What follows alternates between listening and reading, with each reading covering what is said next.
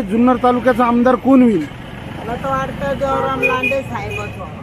देवराम लांडे होतील. हा, असं का वाटतंय? असं का वाटतं? कारण तो गरिबांची काळजी घेतो.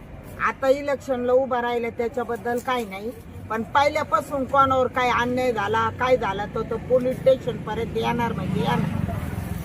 पोलीस स्टेशनला येणार, फक्त पोलीस स्टेशनला येणार म्हणून आमदार करायचं? नाही नाही, मग प्रत्येक वेळेस तो कोणाचं काय झालं, कोणाचे पैसे बुडवले तर तिथं उभा राहणार, कोणाची तिथं मैत झाली तर तिथं उभा राहणार, कोणत्या माणसाला जर आतमध्ये टाकलं तर तो येणार. तुम्हाला असं काय अनुभव आलाय का? आलाय ना, आम्ही इथं भाजी विकत बसतो, आम्हाला कोणी दमदाटी दिली काय झालं तर देवराम लांडे साहेब येणार म्हणजे येणार. काळालं देवराम लांडे साहेबच येतात, पण मग आपण पोलीस स्टेशनलाही फोन करू शकता ना की पोलीसही येतील ना? कोण ऐकत? आम्हाला काय माहित त्यातलं कायद्याचं?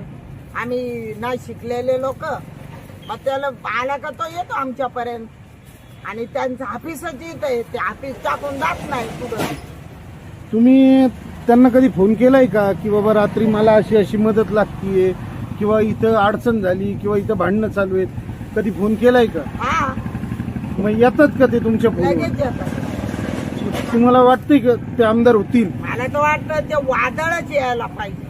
गोरगरिबांचा आवाज विधानसभेत पाठवण्यासाठी वंचित बहुजन आघाडीचे अधिकृत उमेदवार देवराम सखाराम लांडे यांना 3 क्रमांकाचे गॅस सिलेंडर या चिन्हासमोरील बटन दाबून प्रचंड बहुमताने विजयी करा.